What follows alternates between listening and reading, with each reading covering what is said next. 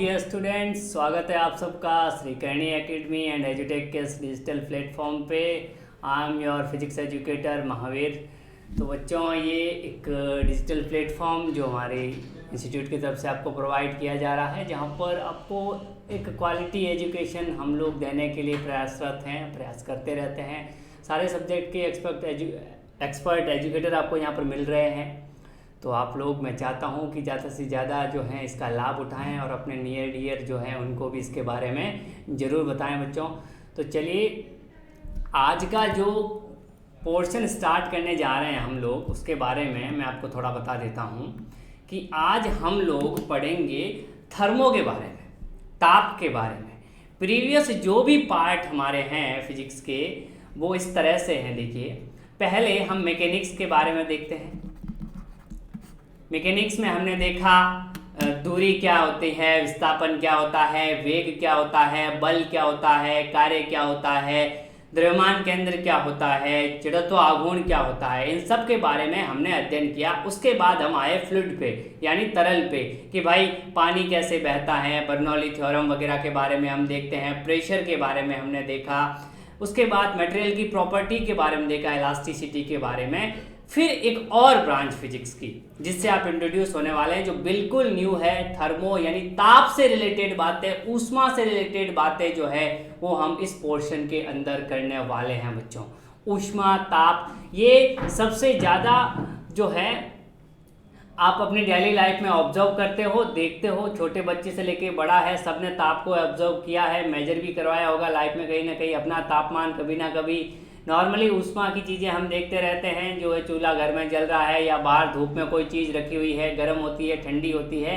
बस इसके बारे में हम अध्ययन करेंगे कि बहुत बड़ा जो ब्रॉड ब्रांच है, वैसे देखा जाए तो कि बहुत लेवल पे आप 11th में पढ़ोगे, फिर उसके बाद जब आप अपने ग्रेजुएशन में जाओगे, इसके बाद अगर आप बाई चांस इंजीनियरिंग में जाते हो, थर्मोडायनेमिक्स के बारे में, तो आप लोग जो है इसके बारे में ज़रूर अध्ययन करोगे।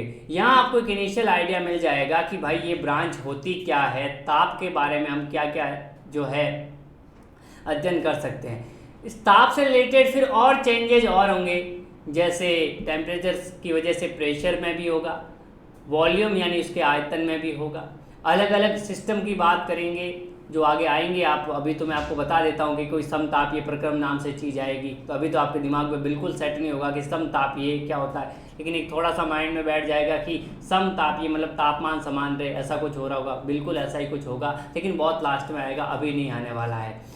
तो कहने का मतलब, आपकी बुक के हिसाब से थर्मो क्या है, तो 11, 12 और 13 तीन चैप्टर के अंदर हम जो हैं ये सेपरेट अध्ययन करेंगे एक ब्रांच का, जिसको मैं बोल रहा हूँ थर्मोडायनेमिक्स। थर्मो से रिलेटेड बातें जो इसमें होगी, इसमें थर्मल प्रॉपर्टीज यानी उसमें गुण भी आएंगे, ऊष्मा का प्रसार कैसे होते हैं, कौन कौन से निकाय होते हैं, अणुगति सिद्धांत, बहुत सारी चीज़ें जो इसमें हम जो है कवर करने वाले हैं। तो 11 जिसमें हम देखेंगे ऊष्मा का प्रसार क्या होता है, ऊष्मा का प्रसार कैसे होता है, तापमान का मापन कैसे होता है,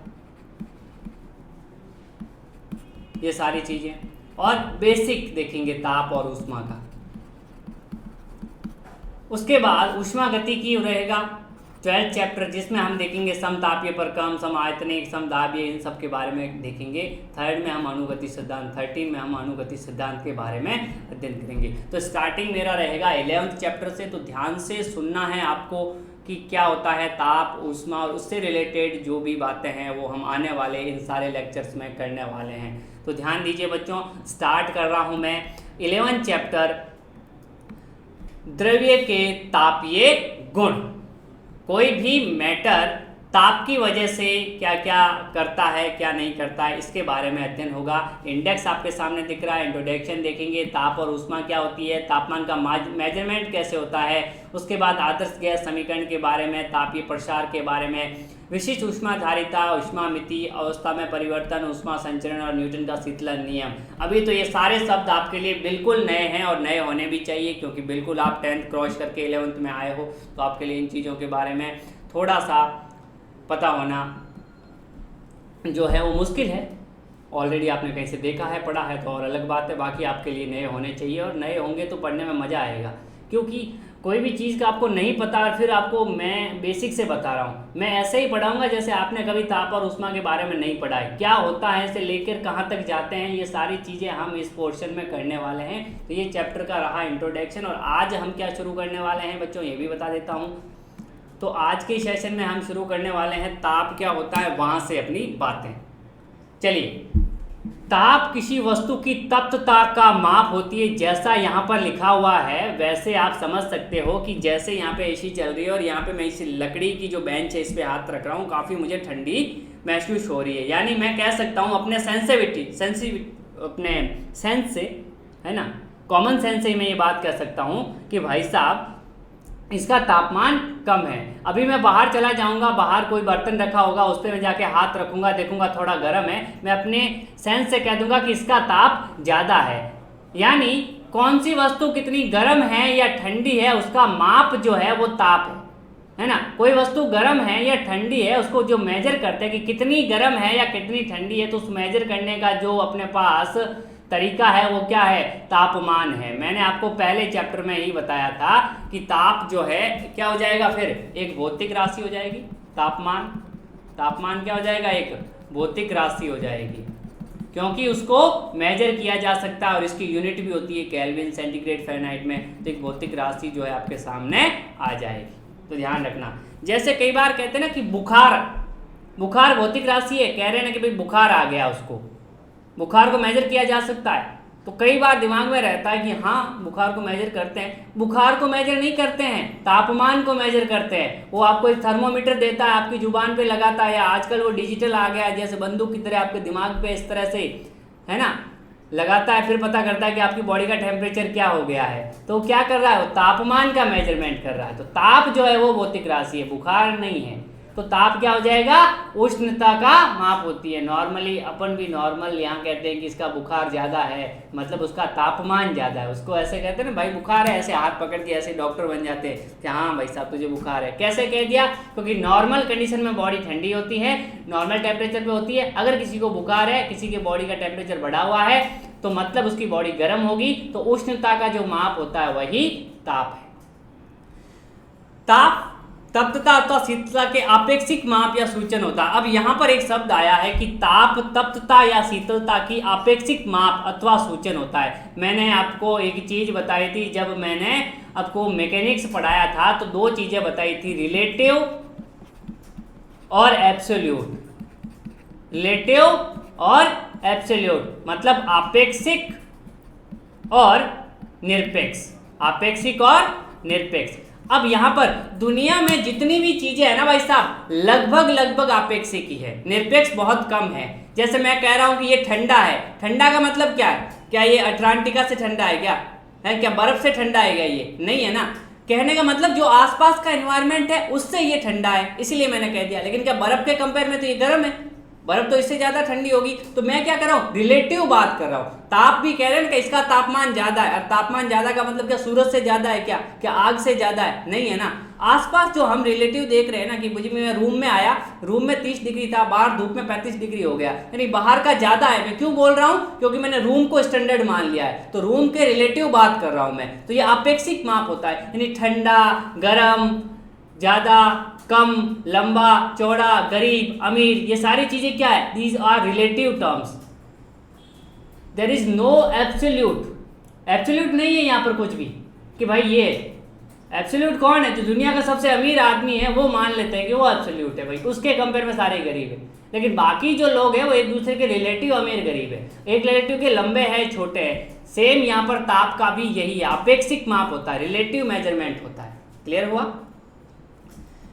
वस्तु तथा उसके परिवेशी माध्यम के बीच उस समय तक ऊष्मा का स्थानांतरण होता है जब तक इसका परिवेशी माध्यम समान ताप पर नहीं आ जाते। अब देखिए, ये एक और वर्ड आ गया, ऊष्मा। क्या आ गया, ऊष्मा। तो इसके बारे में भी हम लोग जो है अध्ययन करने वाले हैं कि ऊष्मा क्या होती है।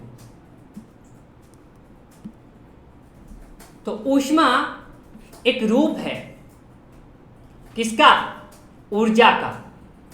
ऊष्मा एक रूप है ऊर्जा का जिसका स्थानांतरण दो अथवा दो से अधिक निकायों के बीच, किसी निकाय तथा उसके परिवेश के बीच ताप अंतर के कारण होता है। दो अथवा दो से अधिक निकायों के बीच अथवा किसी निकाय अथवा उसके परिवेश के बीच ताप के अंतर के कारण होता है। अब इसको समझिए। आपको मान लेते हैं कि यहाँ पर एक कॉफ़ी है आपके पास जो नॉर्मल है, नॉर्मल टेम्परेचर, उसको काफ़ी ठंडी लग रही पी रहे हैं, तो एक दूसरी कॉफ़ी आपने यहाँ पे लाके रख दी है जो बहुत गर्म है ना, टू हॉट। अब इसको इसमें मिक्स कर दिया इस कप में, क्या होगा? अब देखोगे कि इसका टेम्परेचर ज़्यादा जो था ना, पहले ज़्यादा था, अब कम हो जाएगा। लेकिन कम कितना होगा? क्या इससे कम हो जाएगा? नहीं, इससे तो ज़्यादा ही रहेगा। यानी कोई एक मिक्स टेम्परेचर इसका आ जाएगा। यानी अब वो कॉफ़ी ना तो ज़्यादा गर्म होगी ना ज़्यादा ठंडी होगी, वो मीडियम टेम्परेचर हो जाएगा। यानी क्या हुआ कि ठंडी वाली कॉफ़ी के अंदर जो है ऊष्मा गई है, इसलिए इसको थोड़ा सा गर्म कर दिया, ये खुद थोड़ा और ठंडा होगी ताकि दोनों का टेम्परेचर क्या हो जाए? मिक्स हो जाए। यानी ऊष्मा क्या है? ऊष्मा क्या है? एक प्रकार की ऊर्जा है जो दो वस्तुओं में भी हो सकती है। वस्तुओं में कैसे? यहाँ पर ऐसे एक गर्म लोहे की छड़ लो, उसके ऊपर एक ठंडी लोहे की छड़ रख दो, आप देखोगे कि ये वाली थोड़ी, मान लेते हैं इसका टेम्परेचर 50 डिग्री है, आप देखोगे कि इसका थोड़ी देर में 30 डिग्री हो गया, 40 डिग्री कम हो गया, और इसका थोड़ा सा बढ़ गया। और कब तक बढ़ेगा? जब तक दोनों का टेम्परेचर इक्वल नहीं हो जाए। यानी एक टाइम पे आपने देखा कि दोनों का 25-25 हो गया, 30-30 हो गया, कुछ भी हो सकता है, वो टेम्परेचर पे डिपेंड करता है। आगे हम इन चीज़ों के बारे में देखेंगे जब मैं मिक्सिंग पढ़ाऊंगा आपको कि एक ठंडी कॉफ़ी में एक गर्म कॉफ़ी मिक्स कर दो, उसका टेम्परेचर इतना है, इसका इतना है, तो बताइए इसका जो है द्रव्यमान इतना है, इस कॉफ़ी का द्रव्यमान इतना है, तो बताइए फाइनल टेम्परेचर क्या होता है। ये सारी चीज़ें आएगी जैसे जैसे चैप्टर आगे बढ़ेगा, इन सब चीज़ों के बारे में भी आप जो है फेमिलियर होते रहोगे। तो यहाँ से समझना है कि ऊष्मा एक प्रकार की ऊर्जा है। इसको गर्म कर दिया इसने, कैसे गर्म किया? यहाँ से कुछ न कुछ गया है इस गर्म वाले से इस ठंडे वाले में, तभी इसको गर्म किया है। यानी यहाँ पर क्या हो रहा है? दो निकायों में या दो वस्तुओं में जैसे आपस में टच किया जाता है, तो अगर उसमें ताप का अंतर है, मान लीजिए ये भी कॉफ़ी उतनी ही गर्म है जितनी ये है, दोनों को मिक्स करो कोई फर्क ही नहीं पड़ेगा। तो अगर ताप का अंतर है, तापांतर के कारण ऊष्मा प्रवाहित होती है। तो ये इंट्रोडक्शन चैप्टर है, तो उसमें सारी चीज मैं बता रहा हूं। देखो, हीट कब फ्लो होगा, ऊष्मा का प्रवाह कब होगा? जब ताप का अंतर होगा। ऐसे कैसे देखते हैं? चार्ज का प्रवाह, आवेश का प्रवाह कब होता है? जब विभवांतर का अंतर होता है ना। तो धारा जब है, धारा जब बहती है जब विभवांतर का अंतर हो, वरना धारा बहेगी ही नहीं, करंट चलेगा ही नहीं। तो ये अंतर के मतलब ये सेम यहाँ पर ये एनालॉजी यूज कर सकते हैं कि ये ऊष्मा जो ऊर्जा है, एक तरह की ऊर्जा ही है ऊष्मा। तो ऊर्जा है तो उसका मात्रक भी जूल होगा, ये आगे आप देखोगे। वो तब पिक्चर में आती है जब तापांतर का क्या हो, जब तापांतर हो, दो निकाय है उनके बीच में अगर ताप का अंतर है तो गर्म से ठंडे की ओर हमेशा ऊष्मा का प्रवाह होगा। यानी आप देखोगे क्या कॉफी और गर्म हो जाएगी? बेसिक एग्जांपल देखिए, कॉफ़ी काफ़ी गर्म है, ये बिल्कुल ठंडी कॉफ़ी है, तो क्या और गर्म हो जाएगी? नहीं होगी। लेकिन ये ठंडी वाली थोड़ी गर्म जरूर हो जाएगी। यानी हमेशा ऊष्मा का प्रवाह निम्न ताप से उच्च ताप की ओर होता है, और तब तक होता है जब तक दोनों का ताप समान नहीं हो जाए। तो अपनी कॉपी में इन दो चीज़ों को आराम से लिख लेना कि ऊष्मा का प्रवाह उच्च ताप से निम्न ताप की ओर होता है, उच्च ताप से निम्न ताप की ओर होता है, और तब तक होता है जब तक ताप दोनों वस्तुओं का, किसका? दोनों वस्तुओं का, निकायों का, जो भी है, समान न हो जाए, समान ना हो जाए। तो ऊष्मा हाई टेम्परेचर से लो टेम्परेचर की ओर फ्लो होगी, और तब तक फ्लो होगी जब तक उसमें एक थर्मल इक्विलिब्रियम ना आ जाए, यानी एक तापीय साम्य ना आ जाए। इस कंडीशन को क्या कहते हैं? तापीय साम्य। तापीय साम्य मतलब मान लो इसका टेम्परेचर T1 है इस बॉडी का, और इस बॉडी का टेम्परेचर कितना है? T2 है। तो अगर इनको आपस में कनेक्ट कर दोगे तो ऊष्मा का प्रवाह ऐसे होगा। अगर इन दोनों को मिला दोगे तो T1 अगर ज्यादा है T2 से तो हाई टेम्परेचर पे है तो ऊष्मा ऐसे जाएगी, और तब तक जाएगी जब तक इन दोनों का टेम्परेचर एक फिक्स न हो जाए, इसका भी T और इसका भी T। अब कोई ऊष्मा का फ्लो नहीं होगा, और इस कंडीशन को बोलते हैं तापीय साम्य। मतलब जब ऊष्मा का प्रवाह रुक जाता है तब हम कहते हैं कि अब तापीय साम्य आ गया है, मतलब अब दोनों का तापमान बराबर हो गया है। क्लियर? समझ में आई चीज? इसे ही हम ऊष्मा को समझ सकते हैं। तो आई होप ऊष्मा की ये जो पिक्चर है बिल्कुल क्लियरली आप लोगों के समझ में आई होगी। चलिए, ऊष्मा का एसआई मात्रक जूल होता है। ध्यान दीजिए, ऊष्मा का एसआई मात्रक जूल होता है। ऊष्मा का एक और मात्रक होता है, ऊष्मा का एक और मात्रक होता है। क्या होता है वो? कैलोरी। क्या होता है? कैलोरी। और यहां पर ध्यान देना है, एक कैलोरी बराबर 4.2 जूल। एक कैलोरी किसके बराबर होता है? 4.2 जूल के बराबर होता है। ध्यान रखना, कैलोरी बड़ा मात्रक है, जूल छोटा मात्रक है, क्योंकि आपने पढ़ा होगा N1 U1 बराबर N2 U2। याद कीजिए मेरा second chapter unit and measurement, जितना N बड़ा होगा उतना ही U छोटा होगा। यानी N जितना बड़ा है, ये 4.2 है, तो U उतना ही छोटा है, यानी कैलोरी बड़ा है और जूल छोटा मात्रक है। चलिए साहब, ये तो क्लियरली बात समझ में आ जानी चाहिए। अब ताप का एसआई मात्रक जो होता है वो केल्विन होता है। भाई साहब ध्यान दीजिए, ताप का एसआई मात्रक क्या है? केल्विन है। पर अलग अलग मात्रक जो हम देखते हैं, नॉर्मल टेम्परेचर जो सामान्य काम आता है वो सेंटीग्रेड आता है, और अलग अलग पैमाने और होते हैं, फ़ारेनहाइट भी होता है, सेल्सियस, फ़ारेनहाइट, ये अलग अलग मात्रक पद्धति में अलग अलग तरीके से होते हैं। वो सारे आगे आएंगे स्लाइड्स में, बट ऐसा ही पूछे तो केल्विन होता है, ये ध्यान रखना है। ऐसा ही मात्रक केल्विन, जिसको कैपिटल के से डिनोट करते हैं। केल्विन एक बहुत बड़े वैज्ञानिक थे जिनके नाम पे इन सबको जो इज्जत देने के लिए, जूल भी एक वैज्ञानिक ही थे, इनको जो इज्जत देने के लिए इनके कैपिटल लेटर्स होते हैं हमेशा। एम्पियर भी एक वैज्ञानिक था तो उसके लिए ए होता है। ये सारी चीज़ें मैं ऑलरेडी आपको यूनिट एंड मेजरमेंट में बता चुका हूँ। आप उन पार्ट्स को अच्छे से देख लें ताकि चीज़ें क्लियर हो जाए, अगर किसी का मात्रक वगैरह का थोड़ा पंगा रह रहा है तो ये तो हो गई भाई ऊष्मा क्या होती है, ताप क्या होता है, ऊष्मा का फ्लो कैसे होता है, कब तक होता है, मात्रक क्या होता है, यानी ऊष्मा को मापते कैसे हैं। अब कुछ और बातें देखते हैं साहब। ताप का मापन। तापमापी थर्मामीटर का उपयोग करके ताप का मापन किया जाता है या ताप का माप प्राप्त होता है। देखिए कैसे मापन करते हैं, आप सबको पता है।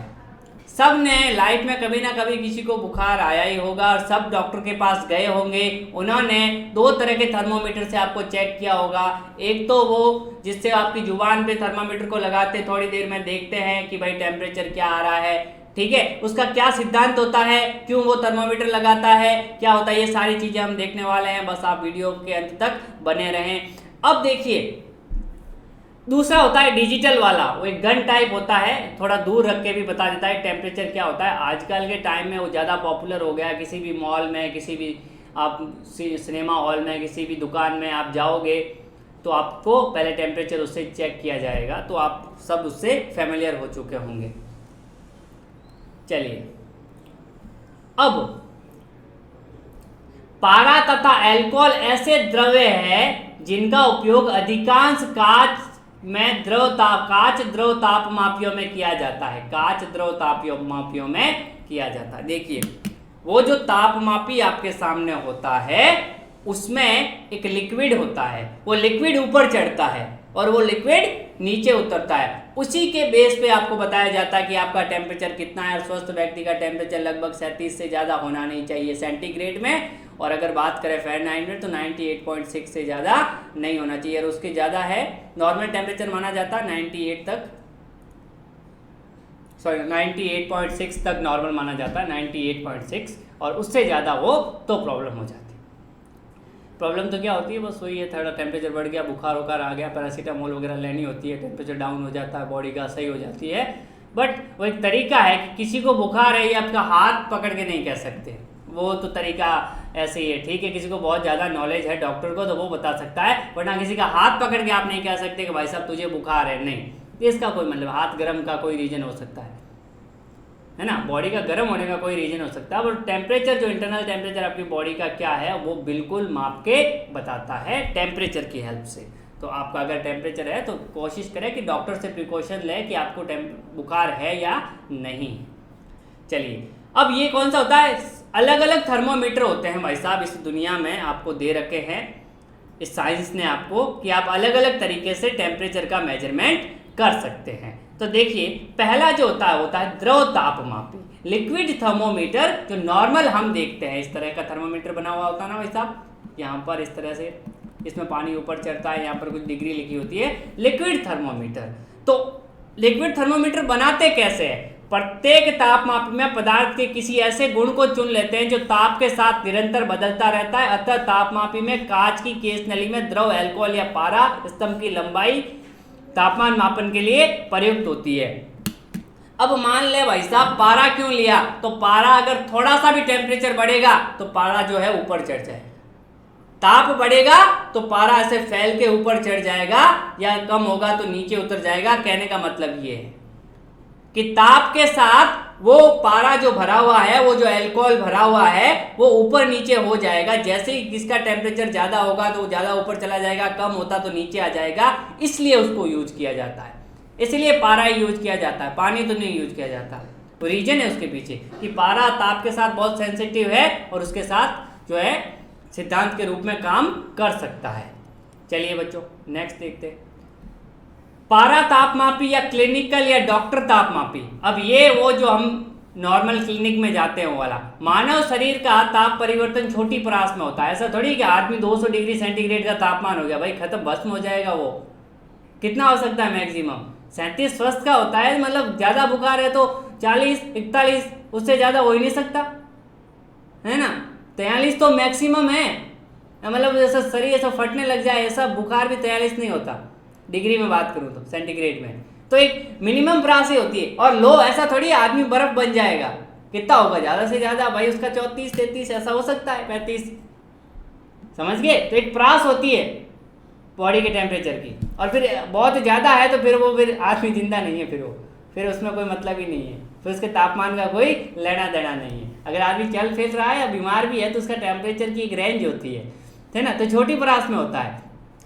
मानव शरीर के तापमान को मेजर करने हेतु पारा तापमापी का जो हम प्रयोग करते हैं, पारा तापमापी में न्यूनतम बिंदु 95 फ़ारेनहाइट यानी 35 डिग्री सेल्सियस तथा उच्चतम बिंदु 110 फ़ारेनहाइट यानी 43 डिग्री सेल्सियस होता है। ये देखेंगे अपन सेल्सियस और फ़ारेनहाइट में क्या अंतर होता है और क्या रिलेशन होता है, ये भी हम आगे आने वाली स्लाइड में अध्ययन करेंगे कि सेल्सियस में इतना है तो फ़ारेनहाइट में कितना होगा, केल्विन में कितना होगा, र्यूमर में कितना होगा। अलग अलग टेम्परेचर स्केल के बारे में भी हम लोग आने वाली स्लाइड्स में देखने वाले हैं, ठीक है।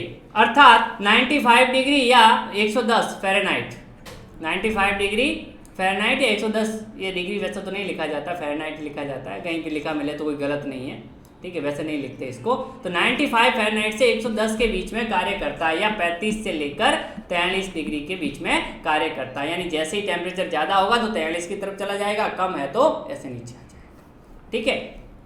तो देख लीजिए ऐसा बना होता है। फोटो से आपको क्लियरली समझ में हो गया। मुझे नहीं लगता कि किसी ने ये वाली चीज़ नहीं देखी तो भाई आप दुनिया में बहुत पीछे हो, तो फिर तो थोड़ा सा आपको दुनिया का नॉलेज रखना है। जिसको भी नहीं पता है तो अगर आप जाएं तो एक बार ऐसे देखें, अभी इंजेक्शन नहीं है, आधे लोगों को यही नहीं पता होगा, यहाँ पे है ना, किस वाले पोर्शन को रखते हैं, इस वाले को रखते हैं, है ना, तो पीछे वाले को मुँह में मत रख देना।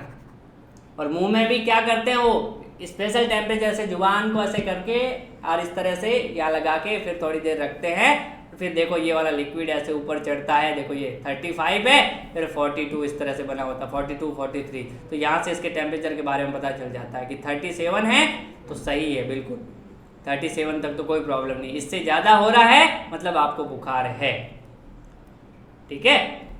दूसरा ये जो आजकल काफ़ी चलन में है, ये गन की तरह है। हर किसी मॉल के बाहर सिक्योरिटी गार्ड, हर किसी स्कूल इंस्टीट्यूट के बाहर आपको पहले टेम्परेचर चेक करेगा, इस तरह से गन की तरह रखेंगे और दूर रखेंगे। इसमें फिजिकल टच नहीं होता।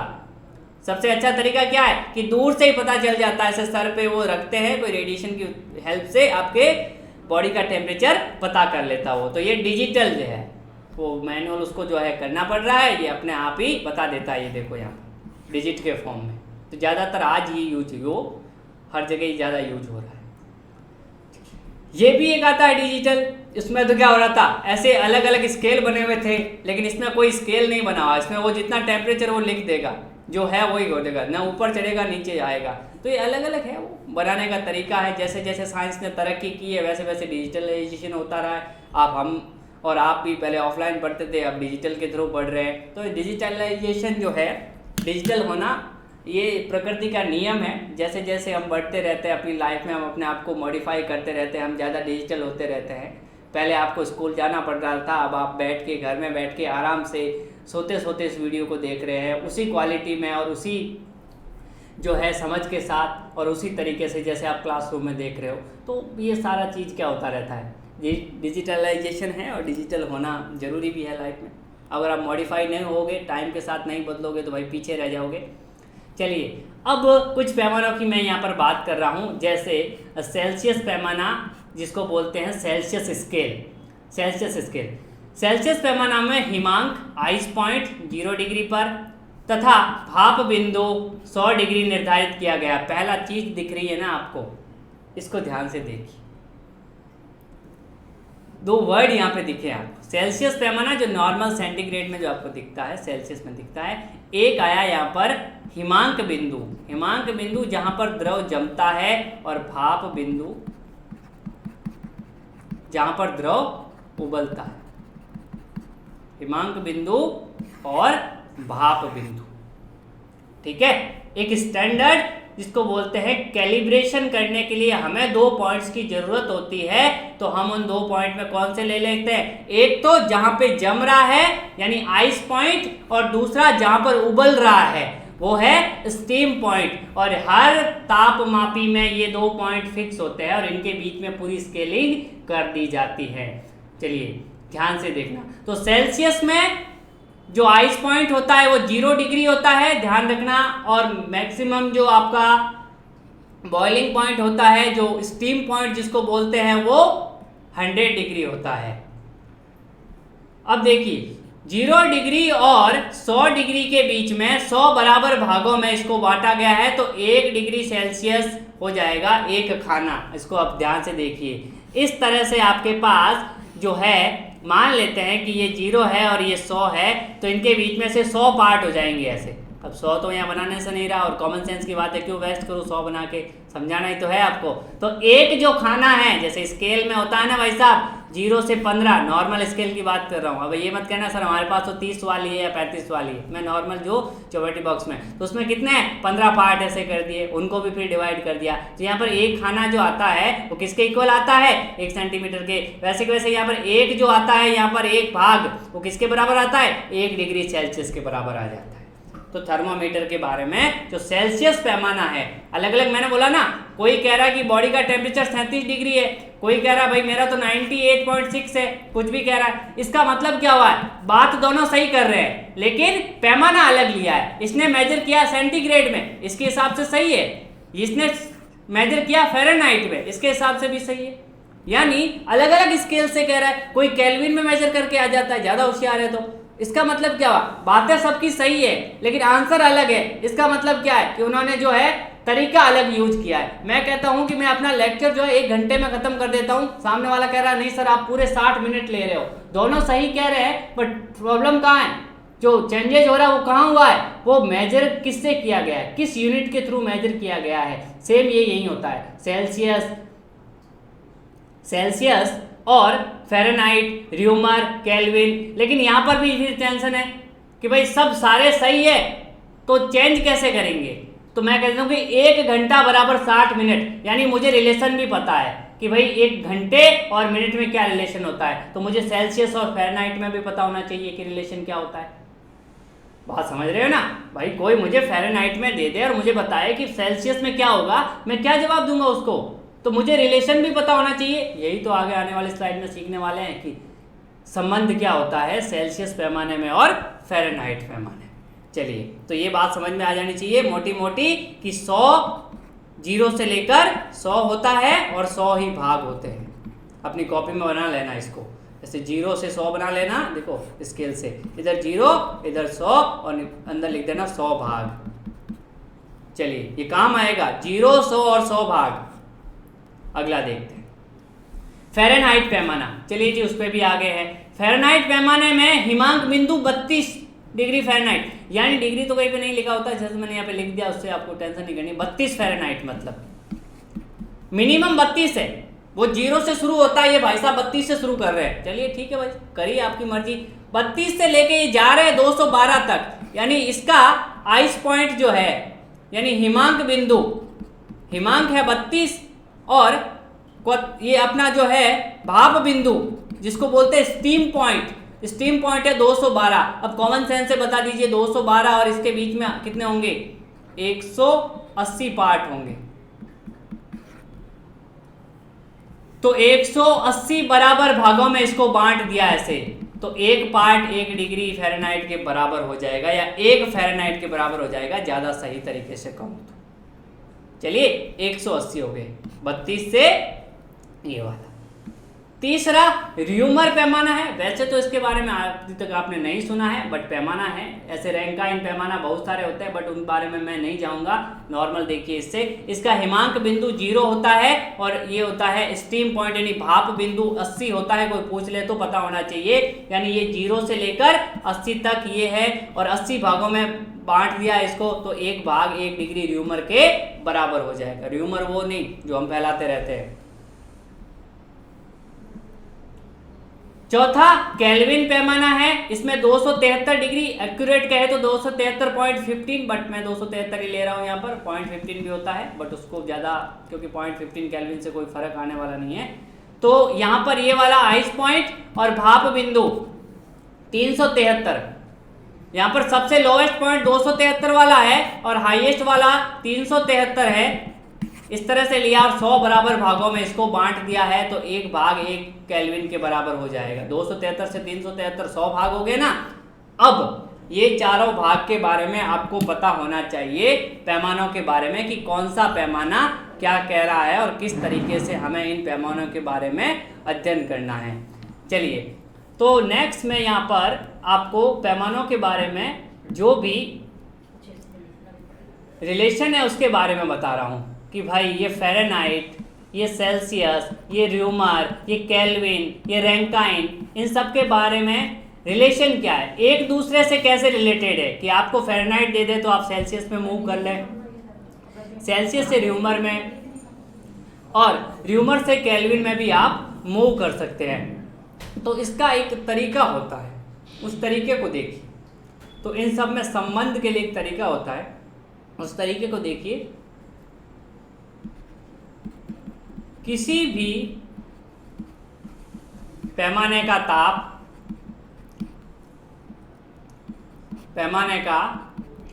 ताप, माइनस हिमांक बिंदु बट्टे कुल भागों की संख्या क्या रहती है साहब? कांस्टेंट रहती है, नियत रहती है। ये चीज़ नियत रहती है। अब इसको सर यहाँ पे कैसे करें? तो साहब सबसे पहले लेते हैं सेल्सियस। सर सेल्सियस के बारे में देखो, ध्यान दो, इसलिए कहा था इंपॉर्टेंट है। सेल्सियस पैमाने का C माइनस सेल्सियस का हिमांक बिंदु, ये सबके लिए नियत रहेगा, ये एक नियत क्वांटिटी आएगी। तो देखो हिमांक बिंदु 0 था, भागों की संख्या 100 है, ये बराबर होगा किसका? फ़ारेनहाइट का हिमांक बिंदु 32, फ़ारेनहाइट का तापमान बच्चा बीच के भागों की संख्या 180 बराबर र्यूमर का R, कोई भी तापमान होगा जो R होगा मतलब वो र्यूमर में आ रहा है। आगे बता दूंगा कि कौन सा कैसे होगा। बेसिकली अगर इसको ऐसे थोड़ा अच्छे से लिखना है तो इसको लिखते हैं TC, TF यानी सेल्सियस का टेम्परेचर, फ़ारेनहाइट का, र्यूमर का, माइनस हिमांक पॉइंट इसका 0 होता है, बताया था, भागों की संख्या 80 होती है, बराबर T यहाँ पर किसी का केल्विन का माइनस 273 हिमांक बिंदु, बीच के भागों की संख्या 100। ये सब आ गया रिलेशन। अरे सर अब कुछ भी करो, आपसे पूछे कि सेल्सियस और फ़ारेनहाइट में रिलेशन बताओ तो आप दोनों का लिख दोगे। कैसे लिखोगे? TC minus 0 divide by 100 equals to TF minus 32 divide by 180, यानी यहाँ से ये 0 से 0 मर जाएगा, ये 10 से जाएगा, ये 5 से जाए 10 जो है ये 2 से जाएगा 5 बार और ये 18 जाएगा 9 बार, तो क्या आ जाएगा? तो यहाँ पे लिख रहा हूँ क्या आ जाएगा? TC, 0 को तो भूल जाओ, तो TC बट्टे 5 बराबर हो जाएगा TF माइनस 32 बट्टे 9। अब यहाँ पर आपको TC दे दिया, मान लो 30 डिग्री, कितना दे दिया? 30, तो अगर यहाँ पे लिख दोगे 30 डिग्री बट्टे 5 बराबर TF आपको निकालना है, यानी अगर सेल्सियस में दे दिया तो फ़ारेनहाइट में कितना आएगा? 32 बट्टे 9। अब इस 9 का इधर मल्टीपल कर दोगे तो कितना हो जाएगा? 9 3 27, 270 जो भी आएगा, इक्वल्स टू यहाँ पे हो जाएगा TF, इसका 5 से मल्टीपल माइनस 5 इंटू 32, इसको इधर ले आओगे, आंसर आ जाएगा TF में कितना आ रहा है? 5 से भाग देंगे। कहने का मतलब ये सारी चीज़ें हम आने वाले सेशन में करने वाले हैं। तो यहाँ पर मैं अपनी बात को विराम दे रहा हूँ क्योंकि समय हो चुका है आज के सेशन का। नेक्स्ट सेशन में, नेक्स्ट लेक्चर में हम लोग जो है इसी को जो है कंटिन्यू करेंगे, तो आप हमारे साथ बने रहें। और ये वाली जो चीज़ है बहुत ज़्यादा इम्पोर्टेंट है, आने वाला जो सेशन है उसमें शुरुआत इसी से ही होगी कि जो रिलेशन मैंने बताया है वो किस तरह से होगा कि सेल्सियस, फ़ारेनहाइट, र्यूमर, केल्विन, ये सारे जो रिलेशन है एक दूसरे से, इससे रिलेटेड हम कुछ न्यूमेरिकल प्रॉब्लम करेंगे, कुछ ग्राफ्स के बारे में देखेंगे। तो thank you very much. Next class में फिर आपसे मुलाकात होगी, तब तक के लिए अपना ख्याल रखें।